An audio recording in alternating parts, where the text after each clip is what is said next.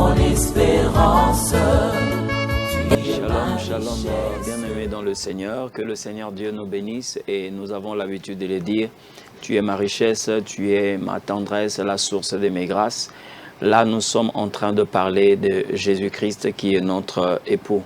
Vous qui nous suivez partout, dans vos maisons, dans vos chambres à coucher, vous êtes à l'hôpital, vous êtes en prison, sachez que Dieu est avec vous. C'est votre émission « Voici l'époux », nulle part ailleurs que dans CTM Télévision. Et je sais que l'Éternel Dieu s'est levé pour nous faire énormément du bien. Bien-aimés, la fois passée, nous avons parlé d'un thème aussi vaste. C'est pourquoi aujourd'hui, nous allons poursuivre avec ces mêmes thèmes. Certainement, vous pouvez nous poser la question de savoir pourquoi autant de numéros. C'est parce que le mariage est résumé sur ces points que nous sommes en train d'épingler ici. C'est un sujet tellement vaste que nous sommes obligés de pénétrer de manière à ce que l'Église soit suffisamment informée. Nous sommes en train de parler sur le rôle du père dans le mariage du fils. La fois passée, nous avons parlé de la chambre nuptiale et je bénis Dieu pour tous ceux-là qui sont en train de nous écrire vos suggestions. Vraiment que le Seigneur Dieu vous bénisse. Merci pour votre soutien dans la prière et merci pour vos remarques parce que c'est ce qui fait notre émission. Je bénis le Saint-Esprit pour sa disponibilité de nous servir à tout moment de manière à ce que nous ne puissions pas être loin de la véritable connaissance. Bien-aimés, nous avions parlé, comme je l'ai dit, sur la chambre nuptiale parce que l'époux et l'épouse vont se rencontrer quelque part et cette chambre, je l'ai dit, que quand l'époux s'élève pour préparer cette chambre, bien-aimé, le dernier mot revient au Père. Et nous avons expliqué pourquoi est-ce que Jésus, étant Dieu, Fils de Dieu, pourquoi est-ce qu'il dit « Moi, je ne connais point l'heure, personne ne les connaît, moins encore les anges, mais seul le Père. » Nous avons expliqué pourquoi est-ce que Jésus peut parler de la sorte. C'est tout simplement parce que le Père a un rôle à jouer, un rôle très important même en ce qui concerne la chambre nuptiale. Le Père a un rôle crucial à jouer. Mais bien aimé, aujourd'hui, nous allons revenir sur un point, toujours concernant la chambre nuptiale. Pourquoi est-ce que la chambre nuptiale est aussi considérée comme un lieu de repos. C'est un lieu de repos. Donc, le mariage entre l'époux et l'épouse, c'est aussi un moment où l'époux va entrer dans le repos et l'épouse aussi va entrer dans le repos. Pourquoi est-ce que nous sommes en train de dire ça? C'est tout simplement parce que le temps qui précède la rencontre de l'époux avec son épouse, ce temps est consacré à la préparation. C'est-à-dire que l'époux est en train de se préparer, l'épouse est en train aussi de se préparer. Vous voyez un peu? Et lorsque nous parlons de cette préparation, vous savez très bien, la Bible est en train de le dire clairement que Jésus est en train de nous préparer une place. J'aimerais lire ces passages de la Bible avec vous et nous allons parler premièrement de la préparation de l'époux. Qu'est-ce que l'époux fait pendant qu'il se prépare? La Bible dit ceci, Jean chapitre 14, versets 1 à 3, je vais lire la parole du Seigneur, « Que votre cœur ne se trouble point. Croyez en Dieu et croyez en moi. Il y a plusieurs demeures dans la maison de mon Père. Si cela n'était pas, je vous l'aurais dit. Je vais vous préparer une place. Et lorsque je m'en serai allé et que je vous aurai préparé une place, je reviendrai, je vous prendrai avec moi, afin que là où je suis, que vous y soyez aussi. » Ici, c'est l'époux qui est en train de parler. Et nous nous rendons compte que Jésus-Christ est en train de préparer une place pour son épouse. Et bien qu'il est en train de préparer une place, il ne peut se reposer que lorsque l'épouse va être dans cette chambre nuptiale, dans cette place qu'il a préparée. C'est pourquoi vous êtes en train de voir, bien que la Bible est en train de dire que Jésus est monté, il est assis à la droite du Père. C'est vrai parce que la Bible le dit, quand vous lisez Marc chapitre 16, verset 19, la Bible dit que Jésus, le Seigneur, après leur avoir parlé, il fut enlevé au ciel et s'est assis à la droite du Père. Mais bien aimé, ça, c'est quand il est monté. Après l'ascension de Jésus, la Bible révèle qu'il est assis à la droite du Père. Mais lorsque nous regardons concernant le mariage, cette position ne peut pas expliquer que Jésus est en train de travailler. Parce que quelqu'un qui travaille ne peut pas s'asseoir. C'est pourquoi vous allez voir que le Christ va révéler une autre position quand il se révèle à Étienne. Voyez? Parce que quelqu'un qui est en train de travailler ne peut pas avoir une station assise. Il ne peut pas s'asseoir. C'est là où vous vous rendez compte de comment est-ce que le Seigneur Dieu va se révéler à Étienne pendant qu'on était en train de lapider Étienne. La Bible dit, il a vu Jésus à la droite du Père, mais il était debout. Pourquoi? Parce que la position assise parle du repos. Or, par rapport au mariage, Jésus n'est pas encore au repos. Il est en train de travailler, lui-même il affirme qu'il travaille, il prépare une place pour son épouse. Et quand il est en train de travailler, quelqu'un ne peut pas s'asseoir. Donc il n'est pas encore dans le repos. Jésus va se donner le repos lorsque la chambre nuptiale sera achevée, la place qu'il est en train de préparer pour son épouse sera achevée. Et c'est alors quand le Père va décider, comme la Bible le dit, au son de la trompette des dieux, c'est alors, bien aimé, que le Christ va se reposer. Et le fait qu'il va entrer dans le repos, nous aussi, nous allons entrer dans le repos.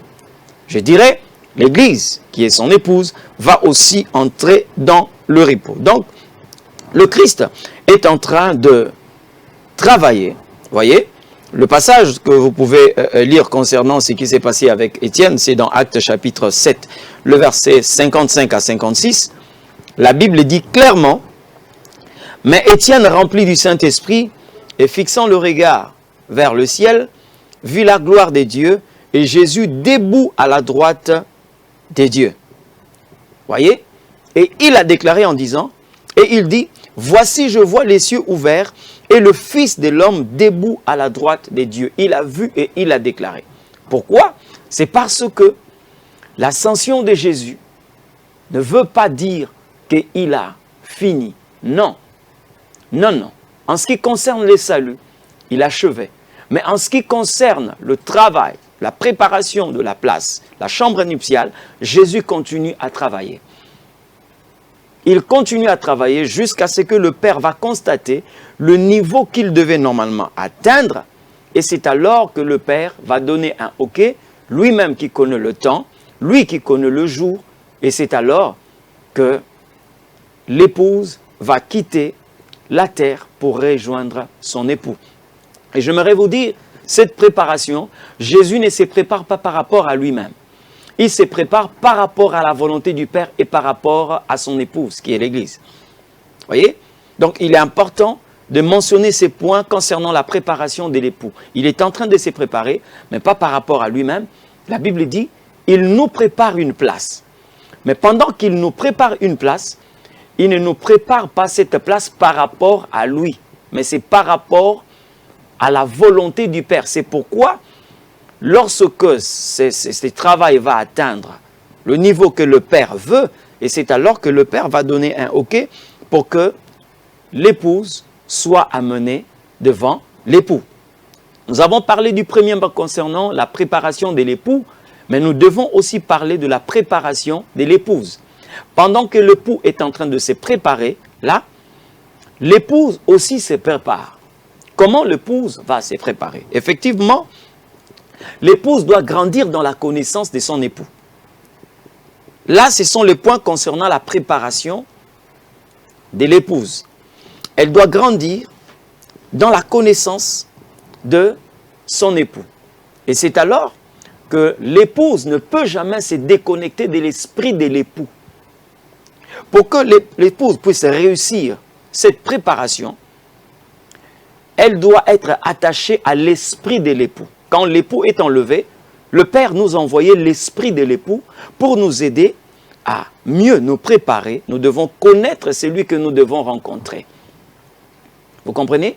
Nous devons connaître celui que nous devons rencontrer. Et lorsque nous rentrons dans l'Ancien Testament concernant ces mariages prophétiques entre Rebecca et Isaac, vous voyez, il y a une personne intermédiaire, c'est le serviteur d'Abraham, qui joue le rôle du Saint-Esprit, il n'avait que pour rôle parler d'Isaac à sa future épouse.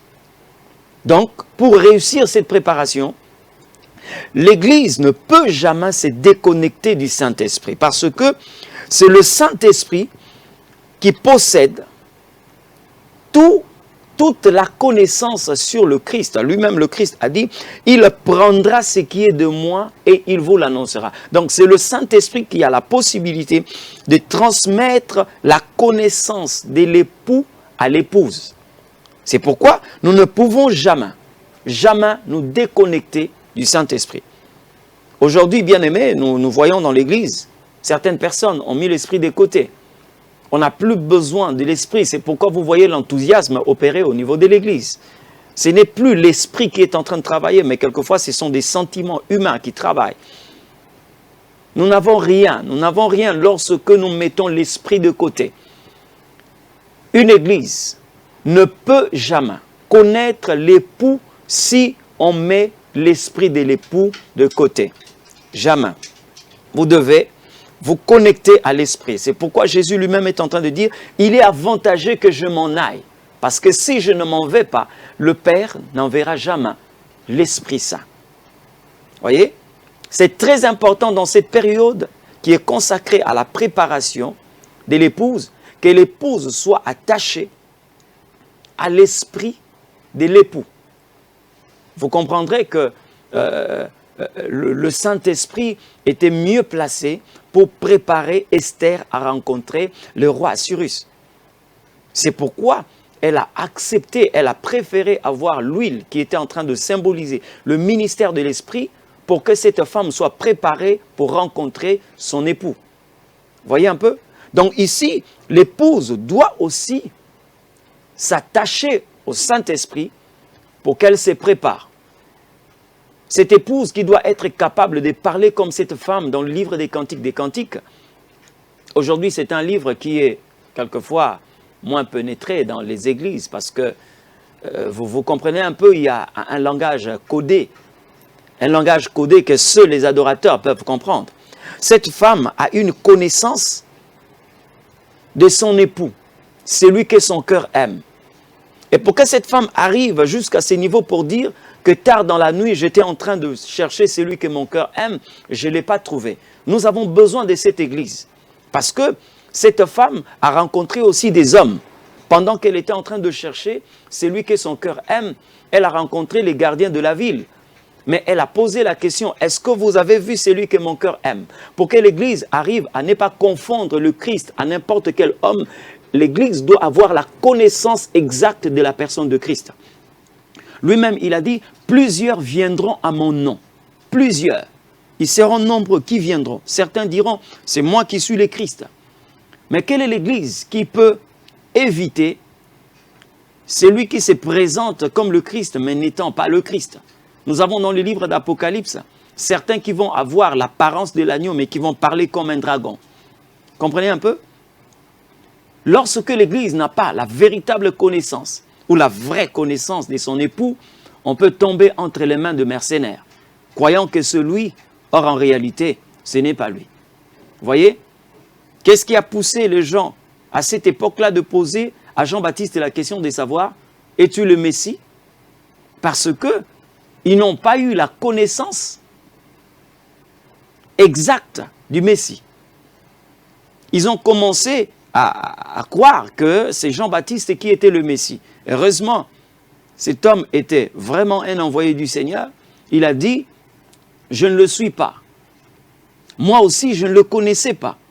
Mais celui qui m'a envoyé m'a dit, celui sur qui tu verras l'Esprit descendre et s'arrêter, c'est lui. Je l'ai vu et j'ai témoigné, voici l'agneau de Dieu qui ôte les péchés du monde. Le Seigneur a besoin de cette église. Et pour arriver à ce niveau, nous devons être attachés à l'esprit de l'époux, qui nous enseigne la personne de Christ.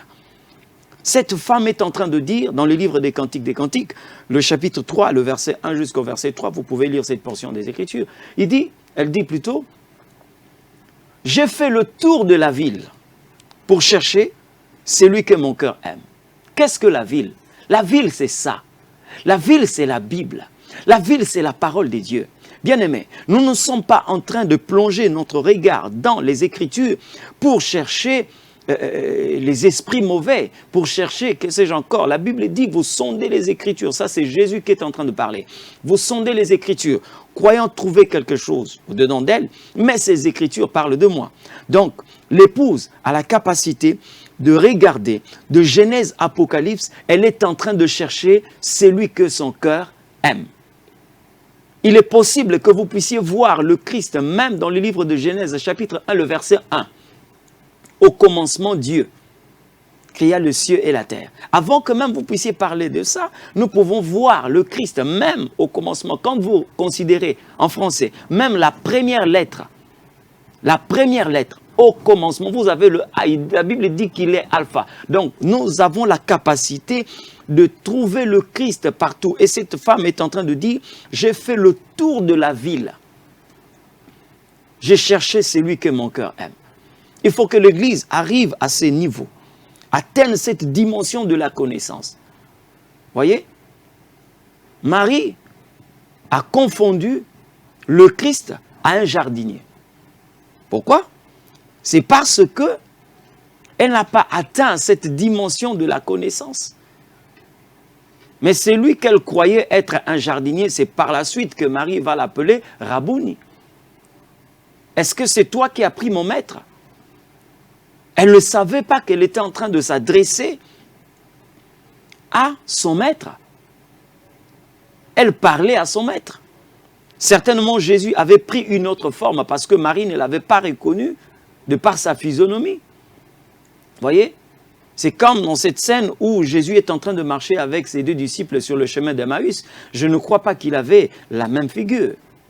Non, il avait pris un autre visage. Mais bien aimé, celui qui possède la connaissance de Christ n'a pas besoin d'abord de connaître le visage de Jésus, comme nous voyons aujourd'hui dans certaines maisons, où les gens ont placardé, ils ont plaqué dans leur maison des photos de certains acteurs de Hollywood que nous connaissons. Nous n'avons pas besoin d'abord de cette figure, mais nous avons besoin de sa voix parce que la Bible dit « Mes brebis connaissent ma voix ». Vous comprenez un peu? C'est là où vous comprenez que Marie, lorsque cet homme qu'elle croyait être un jardinier l'appelait Marie, quand elle a entendu le timbre vocal de son maître et elle a reconnu. Et j'ai l'habitude de le dire, dans cette équipe, nous avons 3 personnes. Nous avons Jean, nous avons Pierre et nous avons Marie. Jean est celui que Jésus aimait plus que tout le monde, parce que la Bible le dit. Les disciples que Jésus aimait plus, c'était Jean. Pierre est celui qui aimait Jésus plus que tous. C'est la Bible qui le dit. Jésus lui a posé la question, « M'aimes-tu plus que tous les autres ?» Et il dit oui. Jésus ne l'a pas contredit. Mais Marie est celle qui connaissait Jésus plus que toutes, parce que là, elle a connu le Christ seulement par sa voix. Et Jésus dit, mes brebis connaissent ma voix. Même quand Jésus prend une autre forme, même quand il peut nous paraître comme un arbre, parce qu'il y a des moments où Jésus-Christ prend la forme d'un arbre, il dit, je suis le cep, vous êtes les sarments. Vous voyez? Même quand il peut passer par le zoomorphisme, ça veut dire quand il prend la forme d'un animal, un lion ou un agneau, nous avons la possibilité de le reconnaître par sa voix. Vous voyez? Nous avons cette possibilité et l'Église doit atteindre cette dimension, d'avoir une grande connaissance de son époux. J'ai parcouru toute la ville et je suis en train de chercher celui que mon cœur aime. Et je le dis, pour que l'Église puisse réussir cette préparation, elle doit s'attacher au Saint-Esprit. Elle doit s'attacher au Saint-Esprit. Mais le Saint-Esprit qui nous a été donné pour nous amener à cette grande connaissance de l'époux, pour que nous puissions réussir cette préparation, qu'est-ce que nous devons éviter? Premièrement, l'Église doit éviter une relation épileptique avec le Saint-Esprit. Vous connaissez l'épilepsie? Cette relation qui consiste à tomber, à se relever. C'est comme une dent de scie. À un certain moment, on est fort, à un certain moment, on se relâche. À un moment, on avance et à un autre moment, on recule. Cette relation épileptique peut faire de sorte que l'Église ne puisse pas posséder une grande connaissance de son époux. Mais nous ne devons pas travailler de la sorte. Alléluia. Vous qui me suivez, Vous devez être constant dans votre relation avec le Saint-Esprit. Il faut vérifier cette courbe. Elle ne doit pas décroître, mais cette courbe doit augmenter.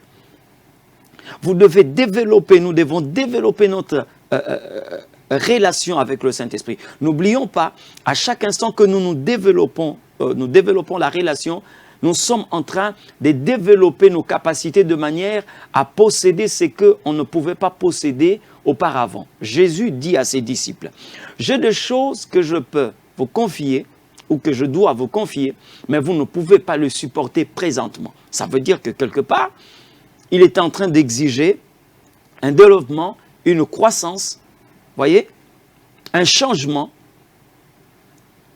parce que il peut arriver que dans la relation que nous avons avec le Christ, nous n'avons pas encore atteint une certaine dimension pour que le Christ nous communique certaines choses. Et la volonté de grandir, c'est Dieu d'abord qui souhaite que nous puissions grandir, mais grandir, c'est aussi notre volonté. Nous devons grandir aussi par notre propre volonté. Voyez, j'ai dit que l'épouse doit d'abord éviter la relation épileptique avec le Saint-Esprit parce que cette relation épileptique a des conséquences. Quelles conséquences? Cette relation peut attrister le Saint-Esprit. Vous comprenez? Une église qui attriste le Saint-Esprit ne peut jamais se développer par rapport aux valeurs éternelles. Jamais. Une église qui attriste souvent le Saint-Esprit peut arriver aussi à perdre l'esprit parce que la Bible est en train de dire dans le livre de Psaumes, plutôt dans le livre d'Apocalypse, « Souviens-toi d'où tu es tombé, répands-toi et pratique tes bonnes œuvres, sinon je viendrai et j'ôterai les chandeliers de sa place. » Et vous savez très bien que le chandelier est en train de représenter le ministère de l'Esprit. Là, le Seigneur dit, je viendrai et j'ôterai le chandelier de sa place. 1. Je dis bien, évitez de développer une relation épileptique avec le Saint-Esprit, éviter d'attrister le Saint-Esprit. Troisièmement, nous devons éviter des amants. Il faut éviter des amants. Ceux-là qui ont pour rôle de diminuer l'époux. Comprenez? Les amants auront le rôle de diminuer l'époux. Il faut éviter ce genre de personnes. Ils viennent, ils tentent de diminuer notre époux. Vous le voyez d'abord dans le livre de Genèse. Comment est-ce que le diable est venu dire au premier couple? Il dit, Dieu le sait, le jour où vous en mangerez, vous deviendrez comme lui. Donc c'est comme si il veut faire de Dieu un menteur. Non, ça ce n'est que un amant, un adversaire qui peut travailler de la sorte. Donc l'Église doit normalement éviter les amants. Pourquoi je parle de ces amants? Parce que Israël a perdu sa relation avec Dieu à cause des amants. C'est la Bible qui le dit dans le livre de Jérémie 3. Israël a perdu sa relation avec Dieu à cause des amants. Pourquoi? Parce que la Vierge court un risque de perdre sa virginité quand elle s'associe à un amant. Le précieux trésor que doit garder normalement la Vierge, c'est sa virginité. Parce que la Bible dit, Dieu nous a fiancés comme étant de vierges pures. Nous devons conserver la virginité. Aujourd'hui, lorsque on s'attache à un amant, on peut perdre sa virginité. Vous voyez? C'est pourquoi lorsque nous lisons dans 1 Timothée chapitre 4, le verset 1, la Bible dit « Mais l'Esprit dit expressément que dans les derniers temps, quelques-uns abandonneront la foi pour s'attacher à des esprits séducteurs et à des doctrines des démons. » Vous voyez? Des esprits séducteurs. Et quand on est séduit, la finalité c'est quoi? C'est qu'on perd la virginité. Quand on est séduit, on perd cette virginité. Donc, l'Église aujourd'hui doit s'abstenir des amants, doit être loin des amants pour ne pas perdre la virginité. Ça, c'est ce que chacun de nous doit normalement retenir. Vous voyez? Et dans sa préparation, l'épouse aussi doit prendre la coupe du consentement. Pourquoi nous parlons de cette coupe?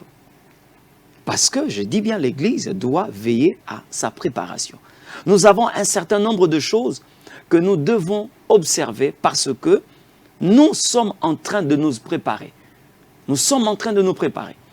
Et nous ne devons pas manquer cette préparation.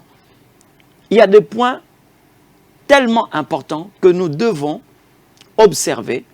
Ces points-là font partie de notre préparation. J'ai parlé ici de la coupe de consentement. Il s'agit de quoi? Nous allons lire un passage de la Bible dans Exode chapitre 6, le verset 6 à 7. Le Seigneur est en train de parler ici de ces coupes.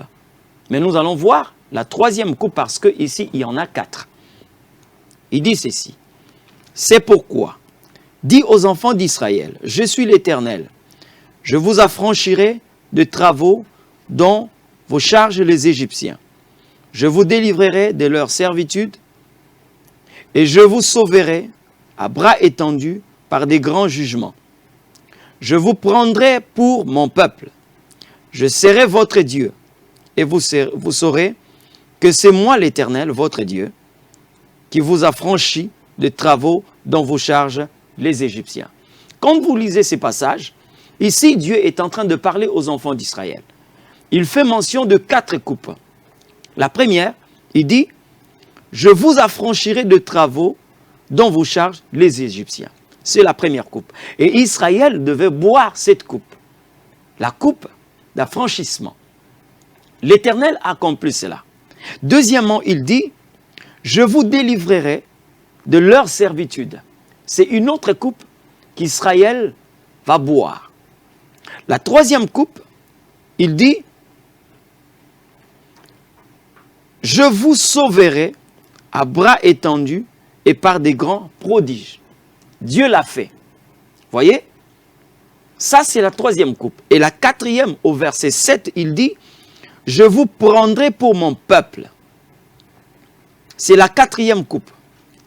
Et quand Israël a voulu prendre cette coupe, il y a eu un problème d'infidélité. Vous comprenez?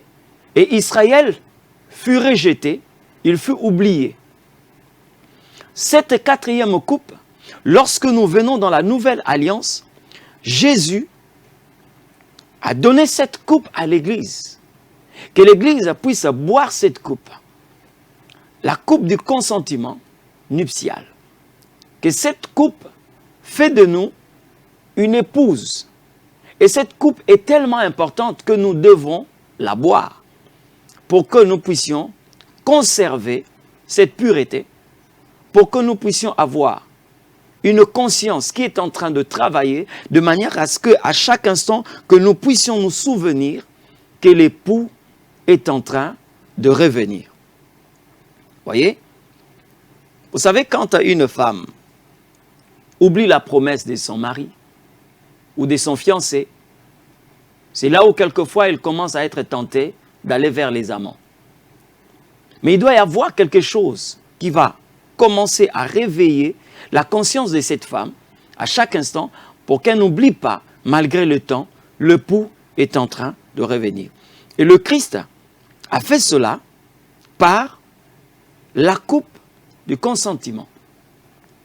Lorsque nous lisons 1 Corinthiens chapitre 11, le verset 25 à 26, c'est là où la Bible est en train de parler de cette coupe. La Bible dit, de même, après avoir soupé, il prit la coupe et dit, cette coupe est la nouvelle alliance en mon sang.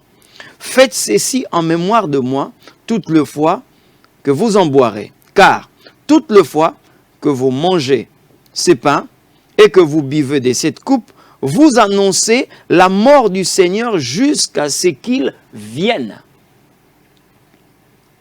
Il dit toutefois. Donc, l'épouse a cette responsabilité C'est pourquoi ces services sacrés doivent être observés dans l'Église. La Sainte Seine. Curieusement, il y a de ceux qui célèbrent cette Sainte Seine qu'au moment de la Pâque. Mais le Christ, ici la Bible, le Saint-Esprit est en train de parler par l'apôtre Paul, en disant à chaque fois.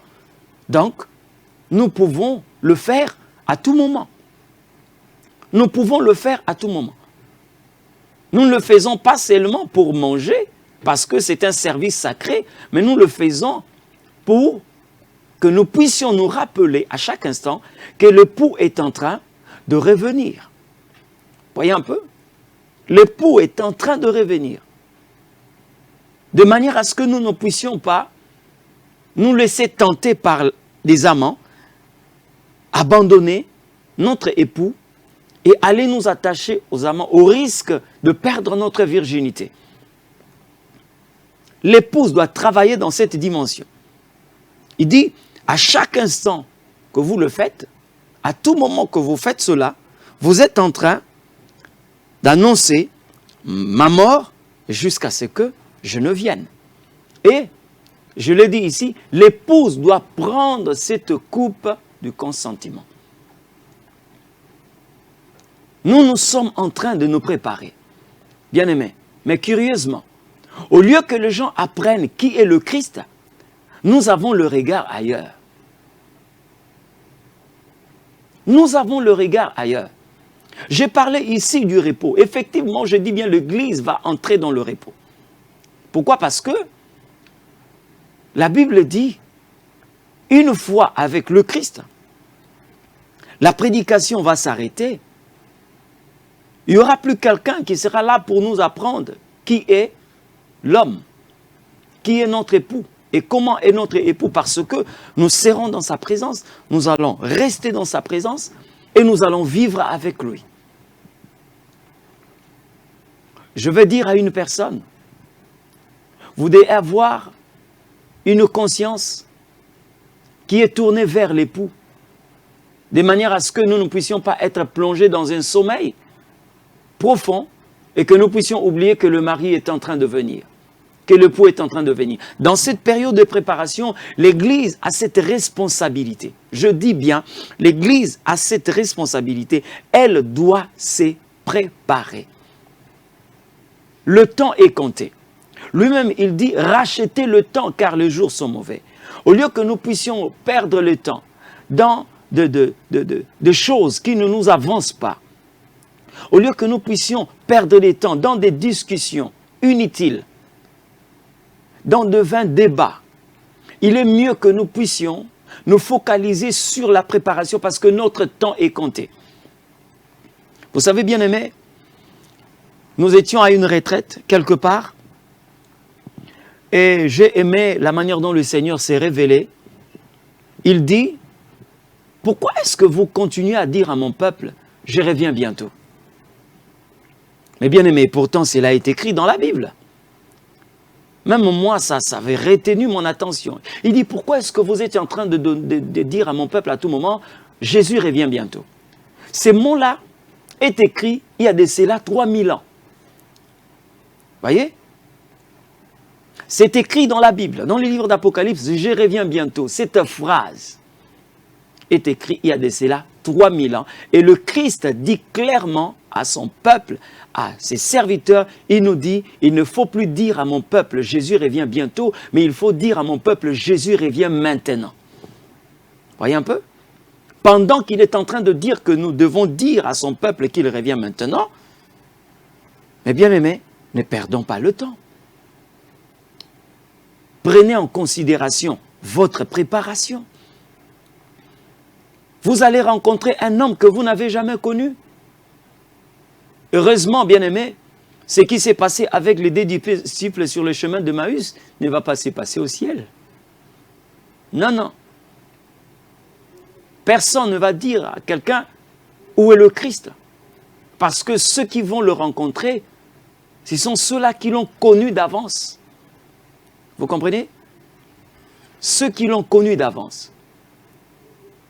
Oh, que le Seigneur Dieu bénisse son Église. Vous qui êtes là en train de nous écrire que l'Éternel Dieu vous bénisse, Et je le dis souvent, si vous avez une préoccupation, vous pouvez nous appeler à ce numéro qui affiche au bas de vos écrans. Si vous voulez nous écrire sur Facebook, vous avez notre adresse, Amos Mavungu. Et si vous voulez nous rencontrer personnellement, si vous êtes à Brazzaville, vous êtes à Mongali, vous êtes à Potopoto, nous sommes sur la rue Lomont à Mongali, rue Lomont, numéro 56 bis, l'église Temps des Dieux. Vous allez vers la commune de Mongali où vous prenez la direction Terre Jaune. L'église Temps des Dieux, je le dis encore, avenue Lomont, numéro 56 à Brazzaville. Vous êtes ici à Kinshasa, vous voulez nous rencontrer. Nous sommes sur la première rue d'Ilandos, dans la commune de Limete, avenue Lango, numéro 7, référence entrée, avenue Bobozo, église Temps des Dieux. Vous voulez nous rencontrer, nous sommes là, nous recevons chaque mercredi, chaque vendredi de 13h à 15h. Vous avez besoin de nos programmes de culte.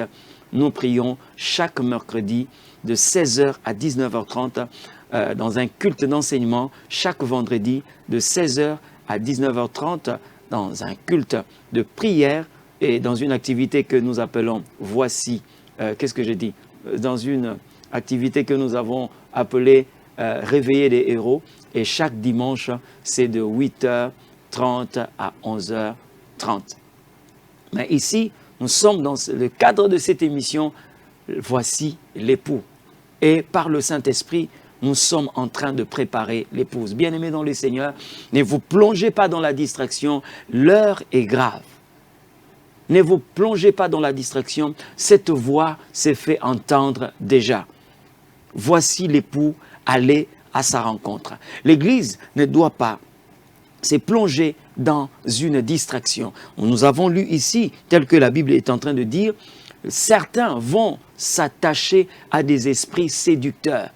Mais pour que quelqu'un s'attache à un esprit séducteur, il doit d'abord abandonner la foi aux doctrines de démons. Nous avons une seule préoccupation, chercher à connaître profondément le Christ. Vous comprenez? Pour que l'Église soit différente de toutes les femmes, elle doit avoir une connaissance que d'autres femmes n'ont pas sur la personne de Christ.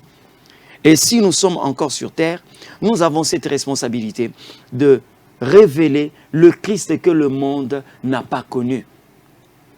Voyez? Nous avons cette responsabilité. Et si le Christ pose aujourd'hui la question de savoir, qui dit-on que je suis? Vous voyez comment est-ce que les gens répondent. Certains disent qu'il est le Dieu des Juifs. Certains disent que c'est un imposteur. D'autres disent qu'il était le fils de Marie.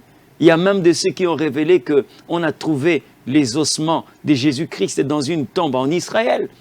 Nous ne le condamnons pas. C'est tout simplement parce qu'ils n'ont pas l'esprit de l'époux. Et nous qui avons l'esprit de l'époux, nous devons être capables de révéler le Christ. Comment ces gens-là vont connaître le Christ s'il n'y a pas quelqu'un qui le révèle? Comment ces gens-là vont connaître le Christ? Comment ces gens-là vont s'approcher de l'époux s'il n'y a pas quelqu'un? Mais cette responsabilité est donnée à l'épouse. Pourquoi? Parce que l'épouse a reçu l'esprit de l'époux pour révéler aux hommes qui est la personne de Jésus-Christ. Nous avons cette responsabilité dans la préparation de l'époux. Allez partout dans le monde, faites de toutes les nations des disciples. Comment est-ce que l'Église peut réussir cette mission si elle-même ne possède pas une grande connaissance de l'époux? Comment? Ça devient difficile. Mais bien aimé, le père a un grand rôle à jouer dans le mariage du fils. Aujourd'hui, nous étions dans notre 4e numéro concernant cette matière. Et j'aimerais bien, bien-aimés, que là où vous êtes, que vous puissiez réellement vous rendre compte que le Christ a besoin que nous puissions prendre en considération notre préparation. Regardez aujourd'hui là où est l'Église. Au lieu que nous puissions nous préparer comme Rebecca avait pris soin de sa préparation. Voyez? Elle a tellement entendu parler d'Isaac lorsqu'elle a aperçu un homme de loin, elle a posé la question au serviteur, qui est celui-là? Et le serviteur lui dit, c'est mon seigneur Isaac. Et la Bible dit que Rebecca a mis son voile. Et l'Église aujourd'hui doit se comporter de la sorte. Nous ne voulons pas avoir une Église qui parle comme les disciples qui étaient sur le chemin de Maüs. Est-ce que notre cœur ne battait pas pendant que nous étions en train de marcher avec lui et pendant que nous étions en train d'entendre cet homme-là parler? Elle est une épouse, l'Église, mais elle est différente de toutes les épouses. Elle est capable de révéler les profondeurs que le monde ne connaît pas. Aujourd'hui, nous avons des personnes qui connaissent le Christ superficiellement. Mais nous avons la responsabilité de le connaître profondément. Profondément. Voyez?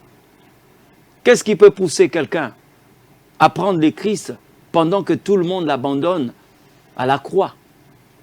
Pendant que tout le monde dit que c'est fini, nous avons cru que c'est lui qui devait normalement délivrer Israël. Qui peut arriver à ces niveaux? Pendant que tout le monde abandonne le Christ à la croix et tout le monde rentre chez lui, il y a quelqu'un qui va le faire descendre et qui va placer le Christ dans la tombe. C'est tout simplement parce que cette personne se rend compte que Pilate a dit celui-ci est le roi des Juifs.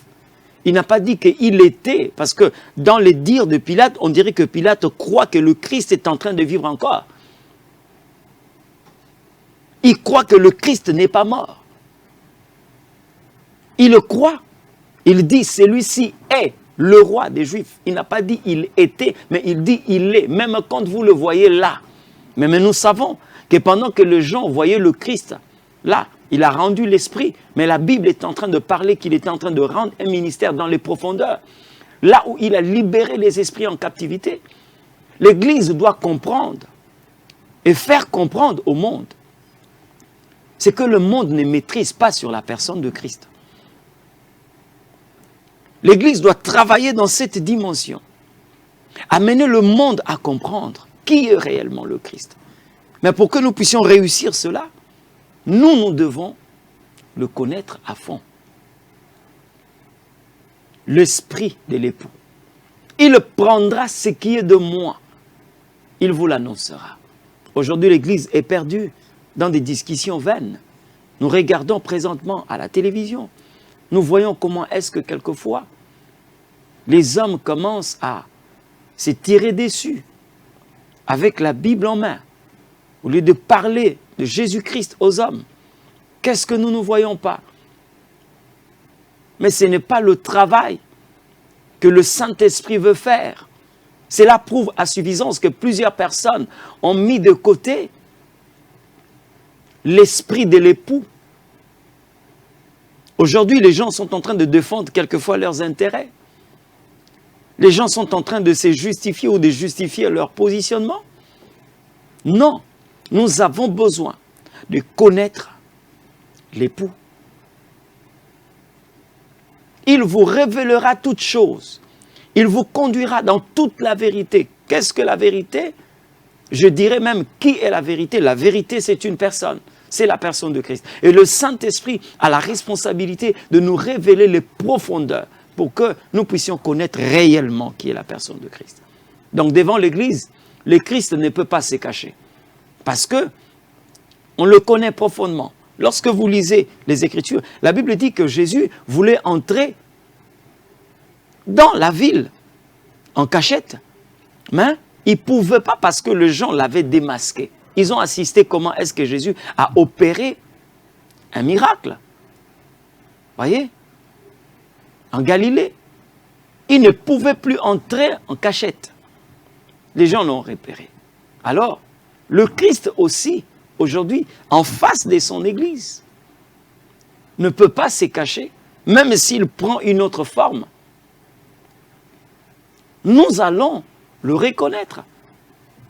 C'est comme ça que quand Jésus va paraître à ses disciples, il dit, et pourtant, même Pierre ne l'a pas reconnu, mais Jean l'a reconnu pendant qu'il était en train de faire la pêche miraculeuse, il dit, c'est le maître.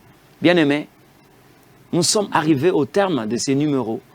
J'aimerais quand même prier avec nous. Seigneur, nous te remercions pour cette parole.